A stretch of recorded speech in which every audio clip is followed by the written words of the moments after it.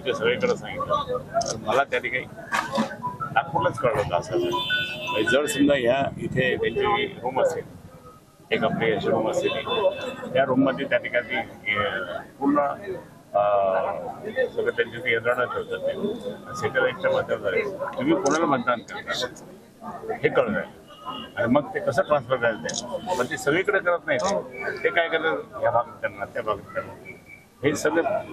सिद्ध झालेलं आहे आणि सिद्ध झालं म्हणून त्या ठिकाणी आता लोकांनी आज मला सांगा ना की किरीट सोमय्याने जे काही केलं होतं ते किरीट सोमय्याने ते कोर्टात गेल्यानंतर एक सांगितलं म्हणजे आमच्या शिक्षण भवनमध्ये येऊन आम्हाला सर्वांना दाखवलं की हे किती खोटं आहे,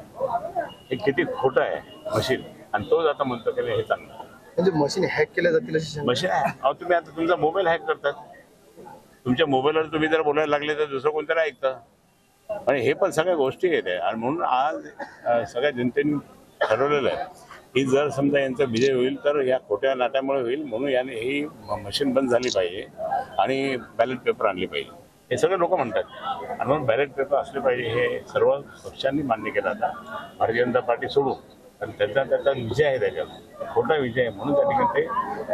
ते रद्द करतो. पक्षांतर कायदा समितीच्या अध्यक्षपदी त्याला काय म्हणजे काय काहीतरी लोक करतात आणि करतात त्यांना पक्षांतर कशा काय त्याला काय केलं त्याच्या अगेन्स्टमध्ये केसेस आहे सगळ्या तर केसेस असताना तो किती वेळेस पक्ष बदलला मला माहिती आहे ना माझ्याकडे दिल्लीमध्ये अनेक वेळेस यायचं सुप्रीम कोर्टला गेले की माझ्याकडे यायचं दुपार जेवायला आणि त्याच्यानंतर मग बाकी अजून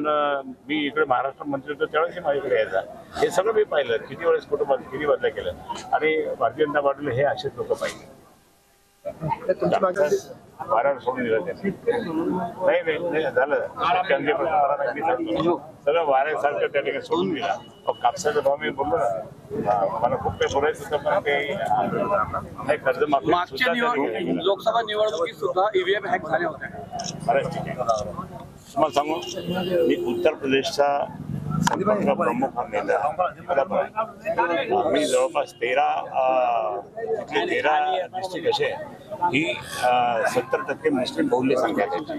आणि त्या मुस्लिम बहुल्य संख्येमध्ये मुसलमान झालं पाहिजे की नाही तर मुसलमान आलेच नाही तिथे शर्मा तिथे यादव इकडे असे लोक त्या ठिकाणी आले म्हणजे तुम्ही कशाने कोणत्या पद्धतीने त्या ठिकाणी केले हे दिल्लीच्या इमामाने सुद्धा सिद्ध केलेलं आहे तेव्हा ये सब हमारे सब लोग MIM वालों को पकड़ के सब कर रहे हैं हे गलत आहे आणि म्हणून त्यांना पण राग येतो पण जर समजा आता मोदीजी आले तुम्हाला सांगतो मोदीजी परत आले तर संपूर्ण देश कोलॅप्स होऊन जाईल हिटलरशाही होणार हिटलरशाही निवडणूक झाली पाहिजे आणि ते लवकर गेले तुम्ही आता यंत्रणा ताबडतोब सुरू करा